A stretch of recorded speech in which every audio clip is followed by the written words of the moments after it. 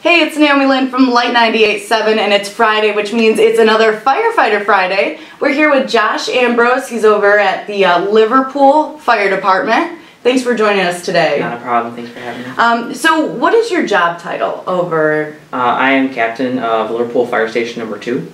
Okay. So my job pretty much is I oversee the station and I run the station and in charge of the men out of that station. Okay. Do you mind me asking how old you are? I'm 25. 25. That's a lot of responsibility. Now, do you ever have to deal with, because you're younger, that people think that maybe you don't know what you're doing even though you have all this experience? I think a lot of that stigma has gone away. A lot of people are realizing that the younger generation is coming up and in, and they are embracing it. You know, it's the changing of the tide. The older generation realizes that the younger generation is here to help and not here to hurt. Right. And actually, I think a lot of it's gone away. Me being 25, that was one of my biggest concerns, and actually, I was embraced with open arms when it came to that. Awesome. That is so great to hear. Mm-hmm. So, do you have a memorable moment as a firefighter? It could be something good, it could be something bad, just something that always sticks out. I mean, I hate to say it, at 25, you know, there's been so many calls that go through my mind and everything like that. I think it's just more or less is that, you know, the fire department's a family, and when my dad was diagnosed with Parkinson's disease about 10 years ago now, they came by our family's side and stuck with us up to this day. You know, no matter if I was with Whitesboro, Liverpool, or Hartford, they've always been there to help, whether it's helping out with my dad's golf tournament, or that helps support Parkinson's Foundation research, or it be, you know, just being there for family support. It's a family thing, and I think reinstilling the family portion of the fire service is what we've been doing, and it's great. Wow, that's awesome. You know, for them to all come together and help out for, you know, such a sad and scary diagnosis. It is, but you know what? It's nice having them by your side every step of the way. It's more of that brotherhood. Yes, that absolutely. brotherhood that we always hear about. Absolutely. Now, what would you say are like the most common calls that you get? We do a lot of EMS. Our department runs about 1,900 calls a year, all volunteer. We run a good majority of EMS, car accidents.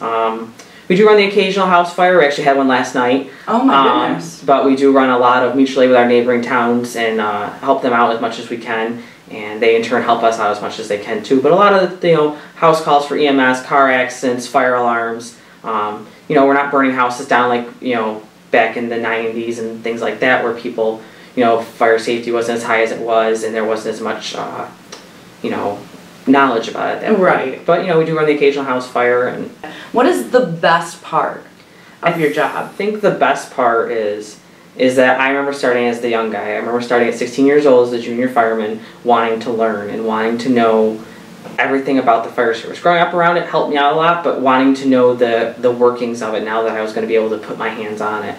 And now being one of the senior guys, I'm able to help those newer members and teach those newer members. That's what I think is the best portion about it, is actually being able to teach them what I learned and how I learned it, and, you know, get them through classes and get them up to snuff and get them, you know, to be the best firemen they can be. And you can, you know, watch them grow. Watch them grow, absolutely. I think that's one of the best things ever. That is awesome. It warms my heart just hearing that. Now, do you do anything outside of firefighting besides your job? You know, like, do you do community events or anything like that? We don't really do a lot of fundraisers. We do a lot more in the way of a lot of fire prevention details. We go to the state fair and work the fire prevention booth there.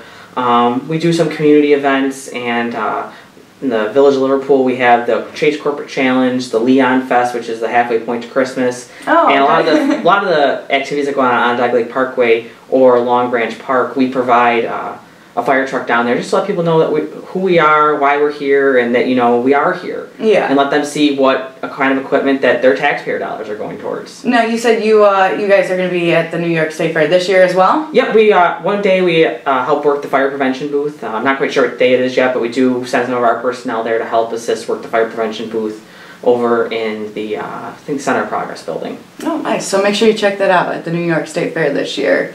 Well, Josh, thank you so much for coming in and talking with us. You're very welcome. But for all that you do as a firefighter, we are proud and happy to recognize you for this week's Firefighter Friday. Well, thank you. I appreciate it. Thank you, Naomi.